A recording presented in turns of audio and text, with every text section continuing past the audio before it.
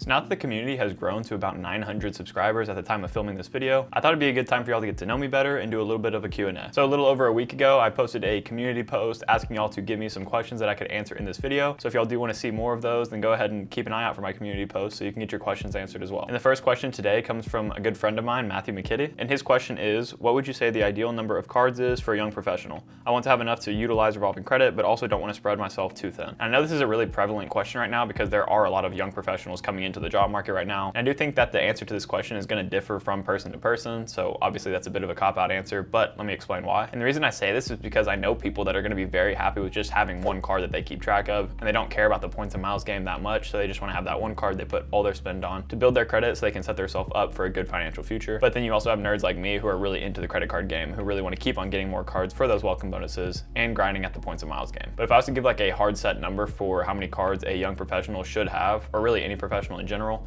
I would say around 3 to 4 cards is going to work pretty well for you, depending on where you started in the credit card game. And the reason I give this number is because that's really all the cards you need to build out a really solid setup that's going to capture you a lot of points in a ton of different categories while giving you the ability to transfer out to travel partners and get some good value from those points you're earning. I think most people could do with a maximum of about 5 cards in total for their whole life. And in doing so, they would have all of those major spending categories covered. But then again, like I said, there are people like me who really do enjoy opening cards for the welcome bonuses, hitting those spend limits, and churning those cards in a way that's responsible, but also earns me a ton of points that I can use for free travel down the line. And the reason that I said 3 to 4 at the beginning is because I would say that you need a solid trifecta with one issuer, and that could set you for life. But if you started with a different kind of starter card and then you built into your trifecta 3 cards later, then that is going to be why you could use 4 instead of just 3. But the key to simplicity here is to have a lot of cards with the same issuer. If you're somebody that doesn't want to keep track of all those different point redemption methods with different issuers, you like to have everything under one roof. So for young professionals like you asked, Matt, I would say that you should probably get started with Chase as soon as possible and build out a solid trifecta with them. And unless you started with something like the Chase Freedom Student, you are probably going to need a starter card of some kind to build credit behind your name before you apply for a Chase card. So we're going to say that you have 4 total cards, 1 starter card, and 3 Chase cards. And then my recommendation for those 3 Chase cards would be the Chase Freedom Unlimited, the Chase Freedom Flex, and the Chase Sapphire Preferred. With that setup, you'll have 1 catch-all card in the Chase Freedom Unlimited that gives you 1.5% back on all purchases, plus other higher earning spending categories. And then you're going to have a 5x rotating quarterly category card in the Chase Freedom Flex. And that rotation means that you're going to be getting 5x in more categories than you would with other cards that don't have rotating categories. So that's a pretty good one to have year round, so you know that every single quarter you'll have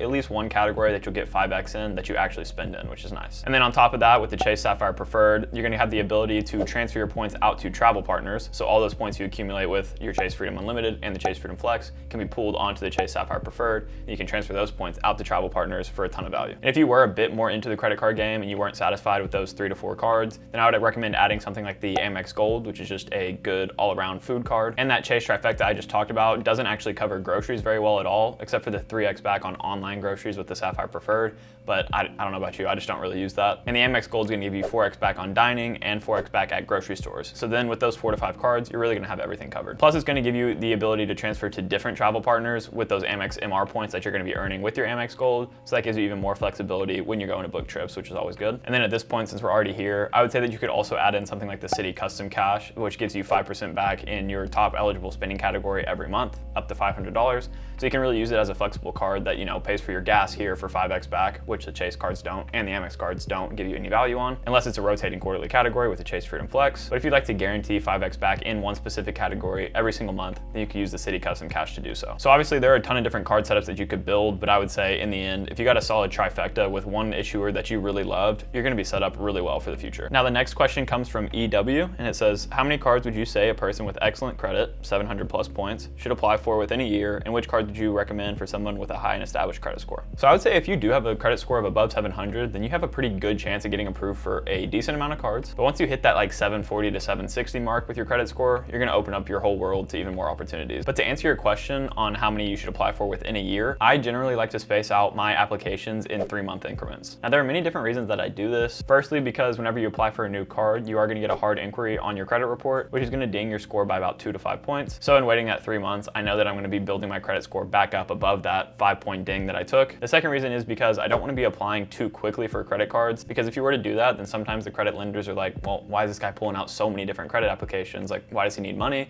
They don't deem you as very trustworthy, and you might start getting denied for cards or even blacklisted if you have too many open at once. And then the third reason, which is the main reason that I don't apply more than every 3 months or so, is because I don't have a high enough spend to be hitting multiple welcome bonuses at once. And in general, those time limits to hit those spending requirements to get the welcome bonuses are about every 3 months. Like, for example, spend $4,000 in 3 months and then you'll get the welcome bonus. Now for me, I don't spend $4,000 in 1 month, so that means I'm not gonna go ahead and get another card and add a new welcome bonus that I'm trying to hit while I'm trying to hit the previous one. So on average, I would say that you could probably go for about 4 or 5 cards a year if you're in a similar boat as me. But also keep in mind that there really is no rush to getting credit cards. The credit card game is a long one. I mean, you're gonna be getting credit cards your whole life, theoretically. So you don't need to stress about getting them all right now. But if you are in the other boat and you do have really high spend and you're just trying to churn out the welcome bonuses as quickly as possible, you can get a card, more frequently than that, maybe every month or so if you really wanted to. But again, you want to keep in mind all the rules that the lenders have and try not to get blacklisted or denied for any cards. The one exception that I've made for this is to actually get a card that I really want with a really great welcome bonus that's about to expire. So for example, whenever I applied for my Amex Gold, there was one offer that was about to expire, and it was about a month or two before I was actually willing to get a new card, but I said, I might as well go ahead and apply with this great welcome bonus so I don't miss out on it, and I think that was a good decision in the end. Now getting more into the weeds with credit cards, talking about specific lenders, we're gonna look at Yetchin Zhu's question, where he asked Citi points versus Capital One points, which one's more valuable and easy to get more of. Now technically, both of these lenders have very similar redemption values for their points. The points guy values Capital One points at 1.85 cents per point, and he values Citi points at 1.8 cents per point. So there's really not much of a difference there. However, I would say the main difference between these cards is gonna be how you actually redeem them. So for example, if you wanted to redeem your Capital One miles for cash back, to my knowledge, you can only do that at 0.5 cents per point. So you're gonna cut the value of those points you've earned in half if you wanted to do cashback. But Citi, on the other hand, will let you redeem for cashback at 1 cent per point, meaning that your Citi points are technically worth 2 times more than Capital One's points if you were to use it for cashback. However, when it comes to travel, you can redeem them both the same kind of way at like 1 cent per point through the travel portals or by transferring out to travel partners with certain cards. So for me, I think of Capital One cards and Capital One miles as straight up travel miles. I don't think of them as cashback at all. And then I think of Citi cards as more being flexible in a way that I can actually use them for cashback or use them for travel. And for me right now, I'm using all my Citi points for cashback because I don't have a travel card with Citi just yet. So if you only want to use your points for travel and don't care about the flexibility of being able to use your points for cash back, then both of these lenders have very similar cards under their umbrellas that allow you to earn a lot of points quickly. For example, let's talk about a trifecta with each of them, as we were talking about earlier with Chase. If you went with Citi, you could get the Citi Double Cash, the Citi Custom Cash, and the Citi Premier card. And that in itself is a really good trifecta that is going to only cost you $95 a year and allow you to transfer your points out to travel partners for really great value. And then it's going to give you a minimum of 2x back on all of your purchases with the Double Cash, a bunch of 3x categories that you can get with the Citi Premier card, and at least one 5x category with the Custom Cash. On the Capital One side, you could get the Quicksilver card, the Saver One card, and the Venture card, for example. That's going to be that same $95 annual fee. It's going to give you the same 2x back with the Capital One Venture card this time, 3x on a lot of different categories with the Saver One card, and at least one 5x category with that Venture card as well. And there are obviously even better cards out there in these trifectas. For example, you can get the Capital One Venture X, which is a really great travel card, but it has a higher annual fee at $395. So to really answer your question, I would say that if you have a specific lender that you just like more, then I would go with their cards. Unless of course you want to use your points for cashback, then of course you'd kind of have to go with Citi cards in this case. But in the end, just keep in mind the annual fees and how exactly you want to redeem your points after you earn them. The next question on the list is going to be about Citi cards again, and it's going to come from Nino. And he asks, is the Citi Double Cash overrated? Why does every content creator default to this card for everything else categories? And is this just lazy journalism? And I think this is actually a really good question because this is a card that's talked about a lot as a good, decent 2% category card. And for me, it's never really been one that I've recommended, as you can see from my channel. And the main reason that I don't recommend it is because it usually doesn't come with any kind of welcome offer. Now, obviously right now it does come with a welcome offer, and that may sway my decision a little bit, but I definitely wouldn't say that this is my favorite 2% category card. There are just so many other options on the market right now than the Citi Double Cash. For example, you can get the Wells Fargo Active Cash that comes with a $200 welcome bonus, or you can get the SoFi credit card that comes with variable bonuses every once in a while. And without the Double Cash having a welcome bonus, it kind of makes it obsolete in comparison to the competitors these days, unless you really love Citi cards. But I mean, why would you not take a free $200 with the welcome bonus with another lender unless you really love Citi? I just don't know the answer to that. And if y'all have been watching my channel for a little bit now, you know that my favorite catch-all card is going to be the Chase Freedom Unlimited. And although it does only earn 1.5% back in that everything else category, if you were to use this card in combination with a Sapphire card, for example, and transfer all those points out to travel partners, you could actually value your points at around 2 cents per point is what I like to do, meaning that I'm effectively earning 3x back on all of my purchases, which makes it better than those 2x category cards. And not everybody is going to agree with the math behind this because, of course, I'm not actually earning 3x back on all of my purchases. But if you were to use your points in the way that I'm talking about and value them at 2 cents per point, then that 1.5x on every dollar you've spent turns into 3x on every dollar you spent. So it kind of just all depends on how you value your points. And if you were to only use the Chase Freedom Unlimited for cashback at 1 cent per point, then you're only going to be earning 1.5x. So for you, it might make sense to go ahead and get a 2x card just because you're going to get that extra 0.5% on every purchase you make. But for people like me who like to use their points for travel, then I would recommend getting something like the Chase Freedom Unlimited that allows you to actually compound the points on top of that. And you could do something similar with the Citi cards if that's a lender that you really like to go with. But for me, Chase is my favorite because they have all the travel partners that I use the most. So I'm always going to put Chase over Citi unless there's some big changes in the credit card game soon. And to answer your last question, I'm not necessarily sure that it's lazy journalism per se, because it does come with a good flat cashback earning rate at that 2x. But as you can see, for me, it's never going to be my first recommendation. I'll always recommend the Chase Freedom Unlimited over it. And in addition, if other cards have welcome bonuses and the Citi Double Cash does not, then I'm going to recommend those other 2x cards over this one because, of course, who doesn't want the free money? That's a good question though, and I do appreciate you pushing back on the community as a whole when it comes to what cards we recommend, because we need to be kept in check. Okay, now we're going to move into another question, and that's going to come from Manny Covington, and he asks, what's your credit path and credit future goals? So as of right now, my credit path is pretty straightforward. Right now I have 5 different cards, those being the OG Freedom card, which I recently product changed from my Chase Freedom student to that OG Freedom card due to RJ Financial's recommendation to me, which is actually really helpful. And then I also have the Chase Freedom Unlimited, I have the Chase Sapphire Preferred, the Citi Custom Cash, and the Amex Gold card. So in total, that's gonna be my 5 cards. And to be honest, these 5 cards could really set me up for life. In that first question I answered from Matt, I was actually telling y'all basically to build the same setup I have because I do believe it's really,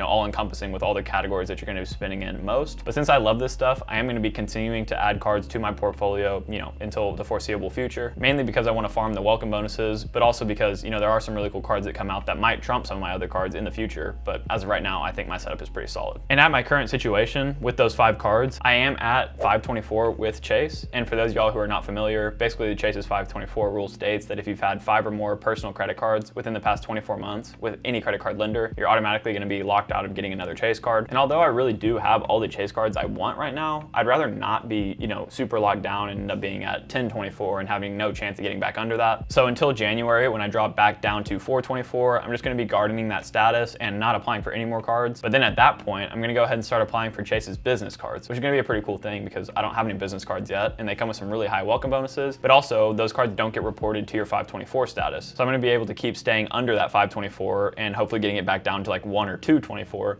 so I can keep applying for personal cards down the line. And I'm likely gonna just build out the Chase Ink trifecta basically and get the Chase Ink Cash, Chase Ink Unlimited, and Chase Ink Preferred. And at that point, once I have all the Chase business cards I want, I'm gonna go ahead and move into somebody like Amex and get something like the Amex Blue Business Plus, for example. And obviously just those like 4 cards I mentioned right there alone could take me up to a year to get, especially with the spend required to hit those welcome bonuses on these business cards, because obviously the spend is gonna be a lot higher for those than it is gonna be for personal cards. So really 2023 is gonna be mainly focused on business cards for me. Unless there's a personal card that really catches my eye and it's something I really wanna get, then at that point I'll be under 524, so I could actually apply for that and be safe still. My future goals on top of that in general is to get a luxury travel card one day, likely the Amex Platinum card, but not just that, I'd probably get the Charles Schwab version because I do have a Charles Schwab brokerage account, and I like to be able to redeem my Amex MR points for cash back basically through my Charles Schwab account if I can do so. Other than that, I'm probably just gonna be keeping on churning through welcome bonuses, both on the personal and business side of things. And I'm only gonna be keeping cards that are net positive for me at the end of the year. And if not, I'll probably ask for a retention offer from the lender. And if that doesn't work, then I'll probably just downgrade my card to a no annual fee card or cancel it if I have to. But in theory, I'd like to have them all be no annual fee cards that I could leave open because that'll help build my credit for the foreseeable future. And of course, I'd love to have my credit score be above 800 one day because it sounds pretty cool. And I know I'm gonna get there one day as long as I stay consistent and responsible with my cards. But for now, as long as I'm over about 760 in the next couple of years, I'm gonna be really happy with that because real estate investing is something I wanna get into.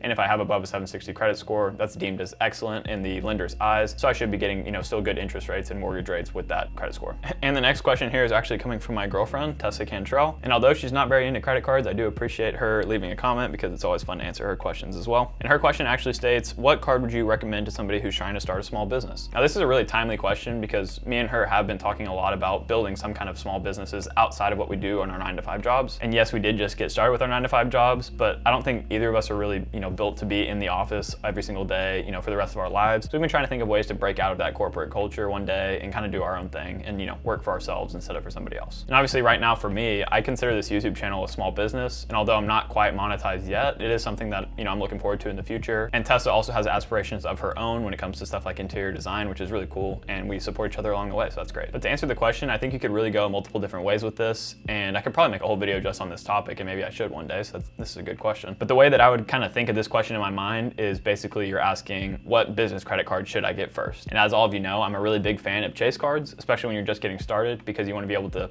build that base with them while they're approving you for cards, rather than having, 20 different cards before you come to Chase and then they deny you for too many credit lines open. So that being said, I would recommend either the Chase Ink Cash or the Chase Ink Unlimited, because those are two of Chase's no annual fee business cards. And I think for me personally, I'm probably going to start with the Chase Ink Cash card because it has more earning potential in categories that my other cards don't cover right now. Business cards usually do cover categories like office supply stores or phone, internet, and cable services, which is stuff that my other cards don't necessarily cover very well. So for a small business just getting started, you're likely going to be needing to use all of those categories, so having a specific business card for that is great. Also, I think the Chase Ink Unlimited is great at that 1.5% flat cash back on all purchases, but I think the Chase Ink Cash gives you more opportunities to earn money in categories you don't normally have cards that cover. But if you don't have another card that covers your basic essentials at least 1.5% back, then the Chase Ink Unlimited might be the better card to get first. And then of course, after you run through the Chase card that you want, I would recommend going to Amex and getting started with like the Amex Blue Business Plus, as I mentioned previously. And if you don't actually care about getting Chase cards, then that's probably the card I would recommend first, because it gives you a flat 2x back on all of your spending, which is pretty great. Okay, now this question comes from another buddy of mine from high school, and his name is Seth Gamble Barnes. And he asks, what are other ways that the population can know how important credit is? I think unfortunately, credit cards have a negative connotation for some people.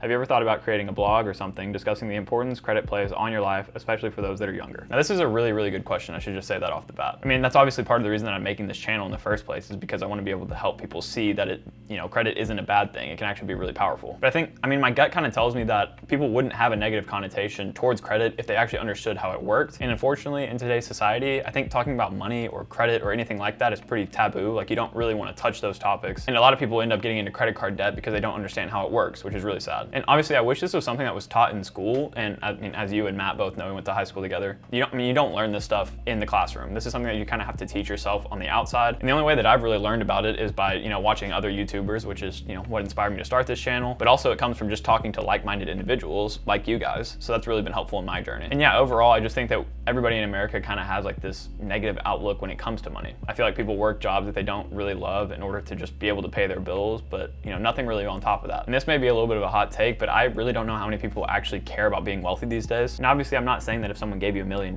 you wouldn't take the money. I just think that a lot of us like to talk about becoming wealthy, but we don't really take action. And that's definitely something that, I've been a victim of. I love learning about this stuff, but to put it into action is something completely different. And that's another reason that I took the step to create a YouTube channel, just to, create some kind of smaller business on the side of my full-time job that I really love to do. And I think everybody could take steps like that if they wanted to. Now, is this gonna make me super wealthy? I don't know, but I think it's a good thing to be able to talk about money in a healthy scenario with people that really care to talk about it with you. And to answer your question, I have definitely strongly considered starting something like my own website so that I have another platform I can talk to you guys on. But if I was able to make this into a full-time thing, this would be like the first thing I had on my priority list, would be to make my own website and actually keep up with it. I just unfortunately don't even have the time right now. The next question here comes from my man RJ Financial, and he asks, what originally got you interested in credit cards? Building on that, what motivated you to start the channel? So let's go ahead and take it a few years back. So when I graduated high school, I decided to go into engineering in college because mainly that was what I was surrounded with. My whole step family studied engineering in school, and I felt like I had the analytical mind for it, and I was like, I don't really know what I want to do, so I'm gonna go with this because I know it's a good job with decent salaries. And then not until about my junior year of college or so did I realize that I really loved finance, especially personal finance. Like, I've always been one to create Excel sheets and track my spending and budgets to an extent, but also just my net worth in general. But I never really went like all in with it. I kind of just did it on the side. And this actually kind of led me to add a minor in business to my degree plan because I was like, man, this is actually stuff I'm pretty passionate about. So I started learning about it, in school as well, which was as helpful as a minor can be. And while I was getting interested in this stuff, I actually had a friend of mine, Seth, who asked a question earlier. He was actually involved in banking and he still works in banking, but he recommended that I get started with a credit card. And at that time, I didn't really know anything about credit cards. I'd been using my debit card for everything up to that point. But in talking with him, I decided it'd be a good idea for me to really consider it. And that prompted me to actually open my first ever credit card, which was the Chase Freedom Student Credit Card. Now at that point, I still wasn't very interested in credit cards specifically, but I started to do some more research on it. And while I was doing a bunch of my research, I, of course, came to YouTube to watch all of my content. And that's when I got introduced to people like Graham Stephan and his credit card content, or Ask Sebi or Ben Hedges, all of those guys, like the big credit card guys. That's who I was watching. And after I found those videos, I really just fell in love with it. Mainly the points and miles game because, that analytical mind of mine, I think, kind of gets intrigued by the idea of being able to maximize the points you get with your cards and how to transfer them out to travel partners for the most value. And I think it's just a fun game for me to play. And on top of that, I was starting to see people do like unboxing of their credit cards on YouTube. And it kind of reminded me that you know, this is a bit of a collector's game, and I think everybody has a little bit of collector instinct in them. And for me, credit cards kind of scratch that itch. Ever since then, and this was about, you know, a year and a half ago, not too long ago, I've been just like all in with credit cards and learning about them and, you know, personal finance in general. I really do love talking about investing, building businesses, real estate, all of that kind of stuff as well. That's stuff I'm really passionate about, but right now I'm just focusing on credit cards when it comes to my YouTube channel. And the main reason I am so passionate about this stuff is because you really can build wealth if you understand these concepts and know how to apply them correctly and responsibly. But as for getting started with YouTube, I was really just inspired by other YouTubers. Not only finance guys like these guys I mentioned, but other niches as well. Like, for example, Ali Abdaal, I don't know if y'all watch him at all, but I kind of got involved with his content around the same time. And he's a huge proponent for creating a channel and creating your own brand. And after watching enough of his videos, I decided it was kind of time to take a chance. At the same time that I was watching his videos, I was also starting to catch on to some other bigger YouTubers that were starting to take off in the finance space. Specifically Daniel Braun, who really has been instrumental in me being able to grow my channel in a healthy way. And the calls that I've been lucky enough to have with him and getting to interact with him on a day-to-day basis has really helped me, I think, bring my content to a level that I'm satisfied with, but also pushing myself to get 1% better with every single video and provide better content for y'all every day. Not only him, but, you know, also people like yourself, RJ. You've been a big inspiration to me, on top of Luke from Luke's Points and Miles, Mark Plymale, and, you know, many more. I think we're in a really great community, and I love being able to work alongside you guys and, you know, hopefully get to talk to y'all more in the future, but it's been a really good time just growing with y'all. And I don't really know how much y'all realize it, but you really are a big inspiration to us smaller creators, so keep up the good work. My last question is gonna come from another content creator in the space, Matt Welter, and he asks, what are your long-term goals with your channel? How difficult is it for you to do both full-time work and YouTube? I'm currently experiencing this as well. And I'm gonna go ahead and answer that question in two parts. First of all, to be honest with you, my long-term goals with the channel is really just to continue to create valuable content that my community enjoys. If I can accomplish just that, I mean, that's really all that matters. And personally for me, I don't really try to set outcome goals like, you know, 10,000 subscribers. Like, I don't really try to set that because I can't control those metrics. And for me, I like to set input goals. For example, I want to post every single week on Sunday at 12 p.m. exactly. That's one of my input goals. And the reason for that is because that's something I can control and I can actually do. On top of that, as I mentioned, my main goal is to get 1% better every single day with my content. And hopefully if I am to do that, then that's going to continue to bring you guys back to my channel to want to hear more of what I say and interact with me in the comments and, you know, just create an even better community. With all that being said, obviously with where my channel is at right now at about 900 subscribers, my short-term goal of course is to hit 1,000 subscribers, because once I hit that and the 4,000 watch hours, I'll become monetized on YouTube, and that's going to help me to create even better content for you guys. And if we're talking really, really deep goals, I would love to be able to take this full time, because if I'm being honest, this channel has really given me a lot more purpose than I feel like my, you know, office desk job really does. And to see the community that has already built from this and being able to talk to you guys and see how my content really actually helps you in your day-to-day lives has been really touching and like really made me want to keep going. And in the end, I would love to see this community build even larger to the point where financially it would make more sense for me to, you know, work on my YouTube channel more than it would for me to work at my 9 to 5. And if I was able to do that, obviously I'd be able to pour much more money into my channel, up my production quality, as well as provide y'all with even better content that sustains for a long time. And to answer the second part of your question, there is a really big balancing act going on between my full-time job and doing this YouTube channel. And it's definitely been a bit challenging at times. Like, for example, I was super busy at work this week, and, you know, I'm filming today on Saturday when my video is supposed to be going up tomorrow. So Saturday is gonna be full of me actually editing this video and getting it ready to post for y'all tomorrow. And I started my channel a couple of months before graduation happened. So at that point, I was pretty smooth sailing at school, and I was checked out at that point. I was able to focus a lot of my time on this YouTube channel at the end of the school year, you know, and through the summer. But once I started my full-time job, of course, my schedule got a lot more busy. Back when I was in school over the summer, my schedule was pretty random when it came to like how I actually structured out filming my videos, editing it, and posting it. But now I try to keep my schedule a little bit stricter. Obviously, I'm not available to actually do anything with YouTube from about 8 to 5 every single day. But in the evenings, I try to film my video, you know, early in the week, Monday or Tuesday. And then I try to edit my videos for a couple of days because it does take quite a while to edit these videos. And I have one day where I'm putting the final touches on it, like, you know, making the description and all that kind of stuff, and then posting it to YouTube. I try to have all my videos prepared by Saturday night so that I don't have to stress about it Sunday morning. But of course, this week, that isn't the case. And obviously, what I just said is all the best case scenario for my schedule, but most of the time so far, it hasn't actually happened that way. But that is what I'm aiming for. I really appreciate y'all sticking to the end of the video if you did so. And as you can tell, this is something I'm really passionate about, and this is something that I want to be able to take full time. So having y'all support throughout this whole process has been, you know, really amazing. So if you'd like to join this community, please don't hesitate to subscribe to the channel as we're getting close to that, you know, 1,000 subscriber milestone, and leave a like on the video if you enjoyed, and I'll catch you guys next time.